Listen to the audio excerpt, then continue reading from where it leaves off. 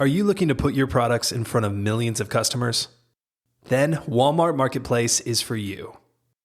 With more than 120 million unique monthly visitors according to Comscore, Walmart Marketplace is one of the fastest growing e-commerce platforms. Join today and gain instant access to millions of customers from one of the world's largest retailers. Go to marketplace.walmart.com. That's marketplace.walmart.com. Welcome to Ecommerce Conversations, a weekly podcast from Practical E-commerce, hosted by entrepreneur Eric Bandholz. What is going on, Internet? Eric Bandholz back again with another E-commerce Conversations.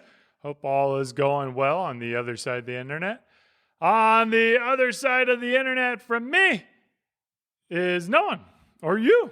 It's just you and me, guys. Back again with a solo episode. This time I am talking about our recent 3PL experiences, the disaster that it was, and really the beauty that came out of it. So for the long-time listeners, you know that these past couple of years have been challenging. We've been through a lot.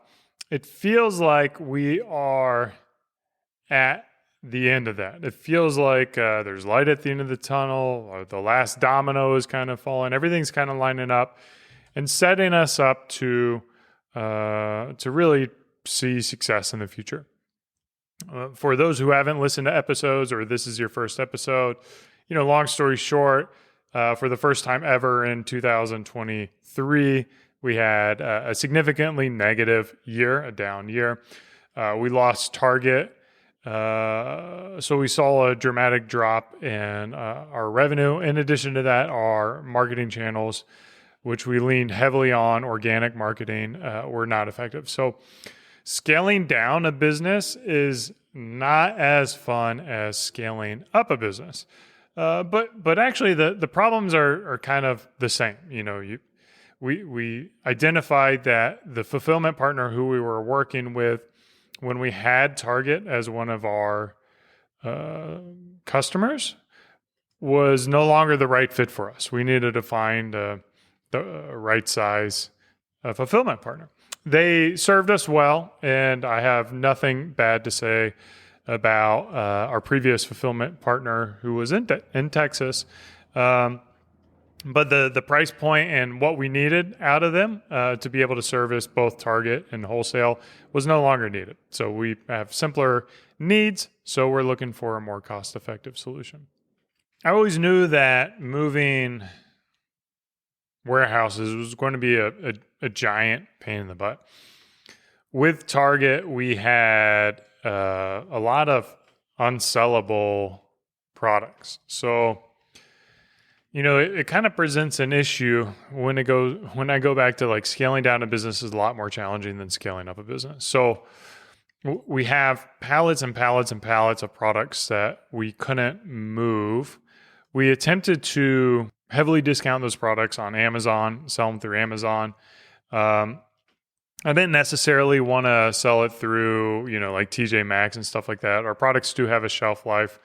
I would hate for our products to be sold while they're still good to TJ Maxx, and then they sit on TJ Maxx's shelf or one of those discounters for months, and then they go bad and then deliver a bad experience to our customers. So I really wanted to control the experience that our customers would have with our products and make sure that we weren't moving products that weren't going to be excellent products. So I had concerns with liquidating that way. So long story short, we're sitting in this situation where we have a ton of inventory in our warehouse. We know that we need to get out of our warehouse, our Dallas warehouse, and we need to get it to the right size one. But I don't want to move all this, let's call it dead stock inventory to, pay thousands of dollars to ship it and then to destroy it or do something else with it. So basically we're kind of in this like holding period where it seems like the best course of action is just to wait and to kind of see how we move through it, because we were trying to liquidate the stuff on Amazon. If we could get through all of it on Amazon, then that would be great. We could kind of like line it up to have future products go into our new warehouse. Long story short, last year we ended up needing to destroy about $500,000 worth of product. And this year it was about $200,000 worth of product. So I could have had a nice house, a vacation house somewhere, maybe some little town for my family, maybe a couple houses me and my partners could have.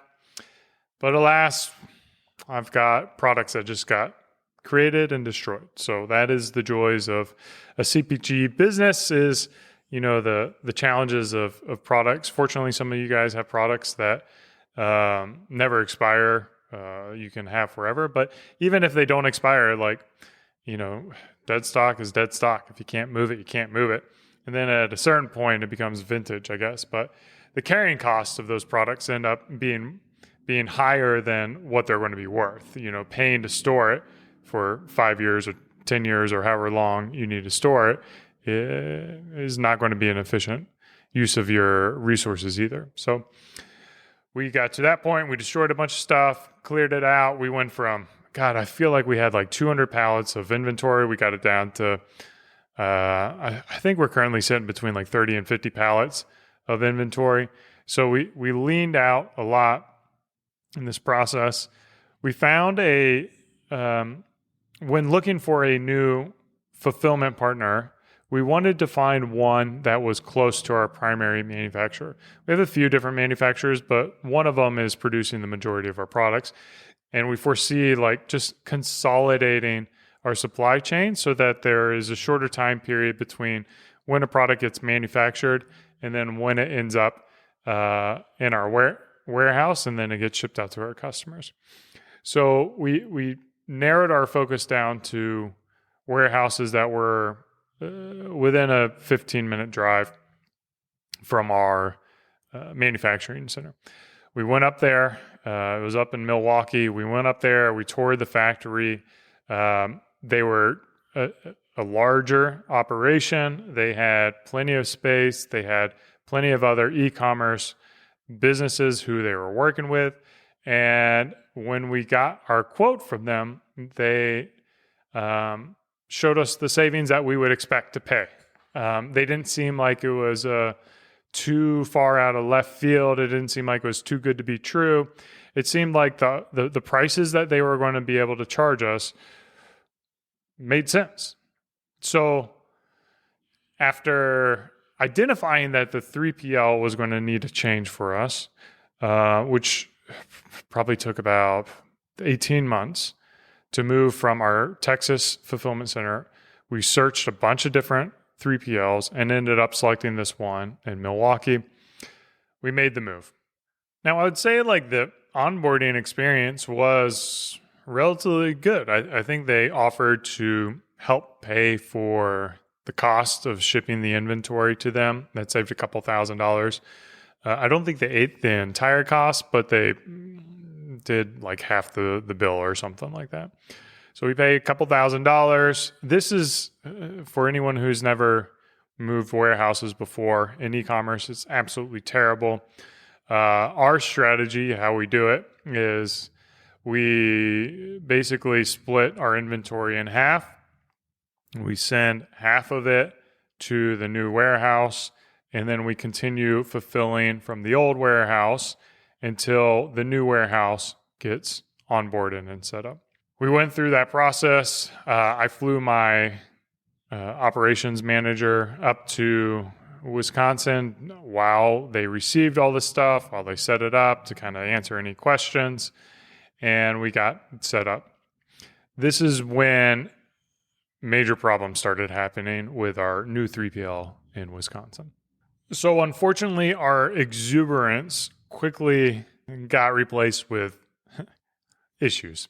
And you know, there's nothing that takes the wind out of your sails when you make a move that you think is going to be a big impact for the business in a big positive way, and you see it go the opposite direction. I can think of another time or another similar experience is like if you design a new website. You expect a website to, convert better, to have more features to deliver a better experience for your customers. And, for those who haven't relaunched a website, actually, you should expect you should expect performance to drop, at least in the short term, as people get used to your website. That's a little bit of a tangent, but so my recommendations with website overhauls is ideally if you can do iterative design, that's going to be a far better solution than overhauling something all the time. I segue. Anyways, back to the 3PL. Let's talk about this 3PL. We get set up. Stuff starts going out. They're shipping it out. We're excited. Exuberance is in the air. We finally solved this big problem. And then we start getting reports from our customers. Stuff that normally took 3 to 5 days was now taking, far longer. People were hitting us up, wondering where the packaging was, or he's wondering where their orders were. This is not something that was common for us. And then we get our first invoice. And I'll just be straight up with the numbers. So historically, we've been paying about $13 for our shipping. So that's going to be the postage, that's going to be the shipping supplies, that's going to be our fulfillment center. So lump all that together, our average order size, just all grouped together, big size, little size, international, all that, $13 an order. The company promised us or quoted us, we gave them 90 days of previous data for what we've been shipping out, what our product sizes were, what the weights were. They had all of our data. So they gave us an estimate and they thought that they'd get us down to around $10 an order. And based on like my napkin math for how long it takes to fulfill the order, the number of orders we're doing, all that, it seemed to make sense. I expected to save or get it down to around $10 an order. In fact, I think their quote was even slightly below that. And I'm like, all right, well, a new firm, they usually promise super low and then it's going to be a little bit higher. So I was expecting it to not be exactly what their quote was. My operations manager had printed out that quote, and I'm going to get to why that was important in a little bit. So anyways, we get the first invoice and we asked the fulfillment center, we're like, God, what's going on here? Like, we were expecting to be paying about $10 on average an order. So with the new fulfillment center, they were marking up shipping. So they promised great shipping rates because they did it in bulk and they marked it up, which again, I know Moy's over at Moy's with limited supply, or formerly with limited supply, said that when you work with a 3PL, always pay for your own postage. I kind of fall in line with that, but I also see the logic of maybe they get a better rate than us. And then even with their markups, we're still saving a little bit. So based on their estimates that they sent to us, that was going to be the case. We expected the postage costs to go down, the shipping costs to go down, fulfillment, everything to go down. So we get that first invoice and the average order value is $14.50. So basically, not only did they not save us the $3 they're expecting, they're $1.50 more per order. And this just like, oh my God, what is going on here? So we reach out to them. We were trying to figure out what is going on here. Like, why are we significantly off? I mean, this is 50% higher than what we estimated. And the nice thing is like their reports were very thorough, so we could dive in and see what was going on.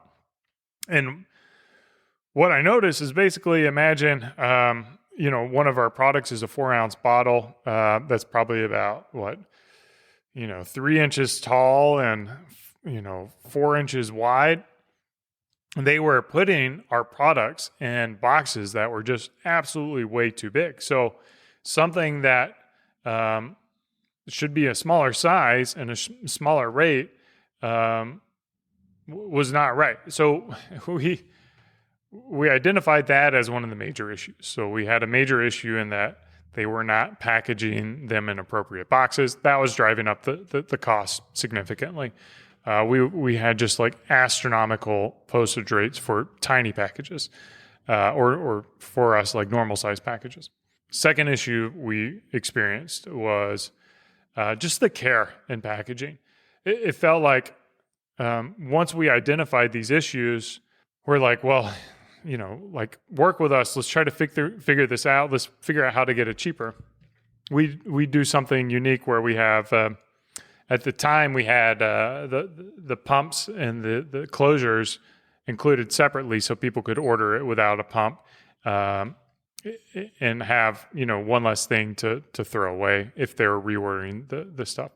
We've since killed that, but they would nickel and dime us really. Like each one of those was an additional, 60 cents or something like that. So the way that they were pricing things was everything was like a pick and pack fee, storage fee, pallet fee,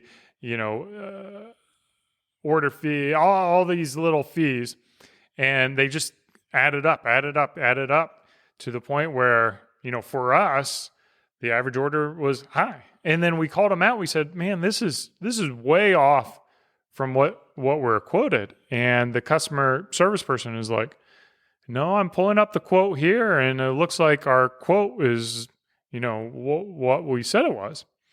And their quote that they delivered to us was on a Google sheet, and it was a living quote that they had edited after sending to us all the prices, and without notifying us in advance that they had updated the quote.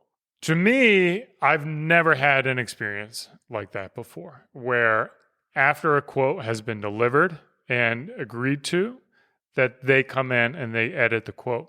Now, the account person was not aware of this because that account person did not create the quote. We called him out on it because fortunately our ops manager had printed it out. So he had a printout of what the actual numbers were and was comparing it. And he's like, why is this different? And the excuse that we got was, I don't know, him and hauling, and some systems have changed, or it wasn't accurate, or whatever it was. In my opinion, it was complete bullshit. I've never had anything like that before. Like instant trust went down to zero when you're editing a quote after the fact and a live document and not allowing history to be viewed. Like we could not view the history with our permissions to this Google Sheets. So we don't want to move warehouses again. We want to solve these problems. So we look at exploring options. So all of a sudden we're considering, how do we, do cheaper packaging? How do we make it a more cost-effective solution? How do we, so we end up, all this stuff is being shipped with DHL, Smart Mail, or whatever it is, and it takes 14 days to go from Wisconsin to Chicago, and continuing to neglect the shipping experience. Like we used to have this nice black tissue paper, and part of the cost savings of going with them was this. But all these changes and the savings were never getting us close to that $10 an order that they promised originally. It's like maybe we got back to the $13 an order that we were paying in Texas. But with Texas, that packaging was really nice. It was presented nicely. It had a nice presentation, and the team was frankly better. It was just frankly a better warehouse for the same price. So long story short, terrible experience moving to the warehouse. What is the lesson learned that I have from this is onboarding to a new warehouse. If you're going to move to a new warehouse, I would probably, rather than expect for you to be more hands-on. I would expect for you to go to that warehouse and not just be there for one day as they set it up, but be there for the first week or 2 weeks to find any kind of issues that they're doing. It takes a lot of work if you care about your brand and your presentation and what you're sending out, it takes a lot of work to make sure it's done right. And I don't entirely expect all employees to care about your business like you do. They shouldn't, but you have to be there to set those standards and make sure that your standards are met. And if they're not, they're just going to perform to the level of expectation that you allow them to perform. And for us, that meant that we had to move. We could not stay there. So after about 6 weeks of working with this Milwaukee, Wisconsin fulfillment partner, we realized that it just was not going to work. To be fair, they did offer solutions to try to help it out. They did offer to, eat some of the costs that we had incurred due to their incompetence. So we took those up with the hope that they would resolve it, but we continue to see poor performance from them. So it left us with no choice but to move again.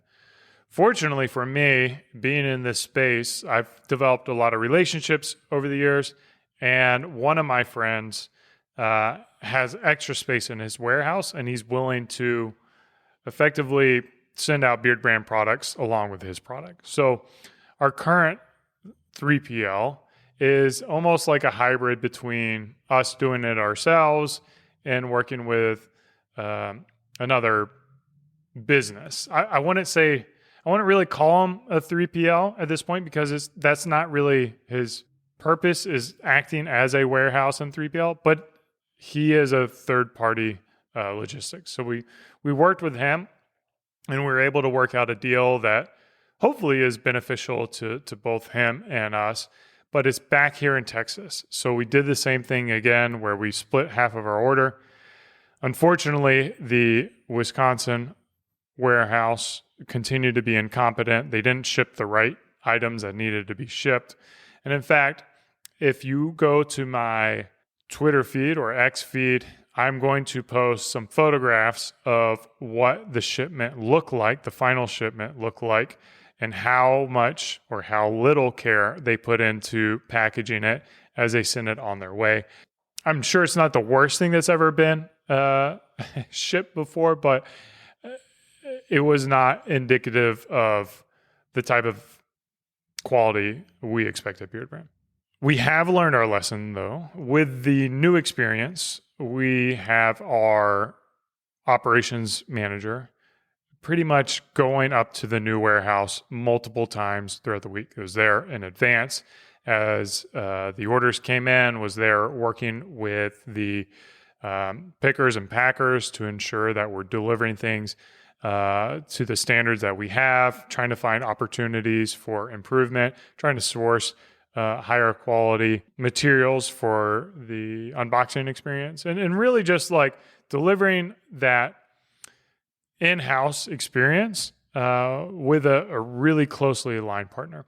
So we're about 3 weeks into our experience with our Texas one. Things are already going so much better. We are shipping out twice a day. We are packing to the way that we've always packed before. We have also decreased our costs to not just at that $10 range that we were originally hoping, but right now we're seeing the orders even lower than that. We'll see how it holds out with time, because we're on the hook for, shipping materials, and it's really a lot more of us running it. I want to say entirely like we'd be running it ourselves, but those kind of decisions do come on us. So, knock on wood, three weeks in, things are going great. It's been a lot more work. A lot more resources have been required from my ops manager, and he's been doing a ton of work. We've been counting the inventory as it comes in, getting everything up to snuff. But I feel like the burden that we've put in with this new warehouse back here in Texas is going to be the thing that is finally like that major domino to fall that turns Beardbrand from an unprofitable business, frankly, to one that, just slightly breaks even. So I'm sure a lot of entrepreneurs can relate to this and can commiserate with just that burden and the weight that gets pulled off your shoulders when you finally do have that move in your business, that operational change that is exactly what you expected it to be. And not only that, it's better than what you expected it to be. I have been waiting for this for 18 months. And unfortunately, it's not something you can brag about with your customers. You can't talk about how, oh, hey guys, we have a new warehouse and things are shipping quicker and we're saving money and it's higher quality and it's faster. Like they will notice it. And that goes to the reviews we've been getting. When we were shipping with our fulfillment partner in Wisconsin, the amount of negativity we got in our reviews about the shipping was like nothing I've ever seen before. I would say almost half of our reviews were commenting about how poor the shipping experience was. Whereas before, the shipping comments on our reviews would be about how fast it is or how nice it is, with a rare occasion where USPS lost the package. But generally speaking, shipping has always been something we do well. And to see our customers, like frankly upset about it and saying that I don't know how many customers we lost in the 2 months that we were working with that 3PL up in Wisconsin. But I can imagine there have been some customers who are never coming back just because it was a poor experience. They didn't say anything. They didn't leave a review. They didn't reach out. We have no way of knowing it, how happy or unhappy we were.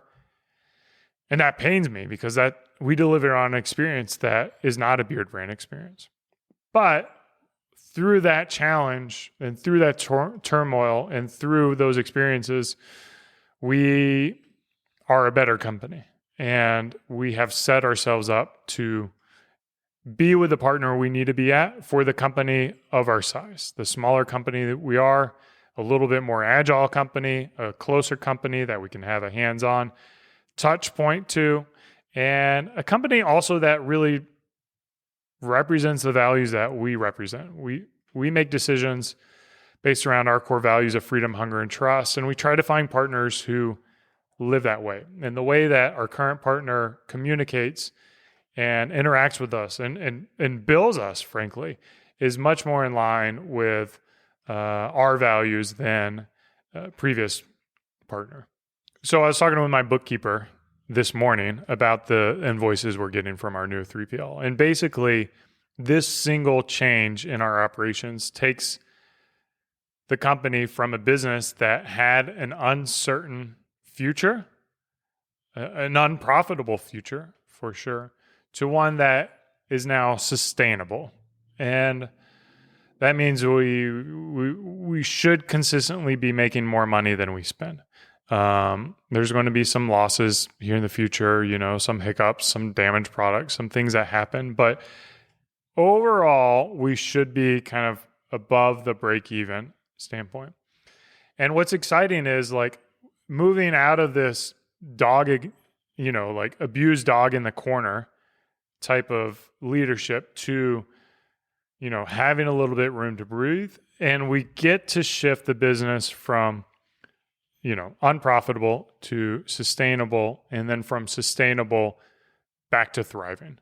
And hopefully, as you guys embark on this journey and listen to the podcast, you'll get to see and feel that energy and excitement come back to the podcast where we can share the wins about what's working, how we're finding new opportunities for growth, how we're persevering, and how we're innovating. Because frankly, that's why I'm in business. I love to innovate. I love novel.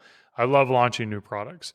I love serving our customers. And I love telling a story that unites them and binds them and gets them excited about life and gets them excited about, their routine and what they're doing. So the more my brain energy can go to helping tell that story versus, oh my God, like, where's the money coming from? How do I, survive this month? How do I, keep everything in stock? How do I, oh guys, like if you're an operator, you've been through those trenches before. I want you guys to leave this podcast with something that hopefully I've said before in the past, and I'll say it again in the future, but nothing is permanent. And my buddy told me that many years ago, and it sticks with me strong today. And I think I was having a hard time through our infertility issues with my wife. And he reminded me that nothing was permanent. I'm like, yeah, there will be good days, da da da da da. And he did something that I wasn't expecting, which is a reminder that the good days are also not permanent. When things are going your way, when you're making a lot of money, those too will pass. Nothing is permanent. Everything is in flow. So understanding that there is a lot of fluid, especially as an entrepreneur, it is a very fluid situation. If you are on a high right now, and I know a lot of you guys are, a lot of my friends are killing it right now. I love it for you guys.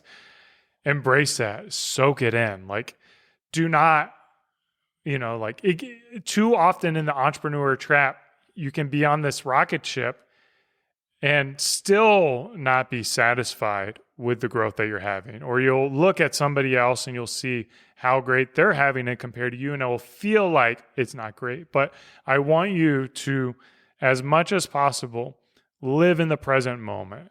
Understand that both the good and the bad, this will pass. It is not permanent. You will get through it.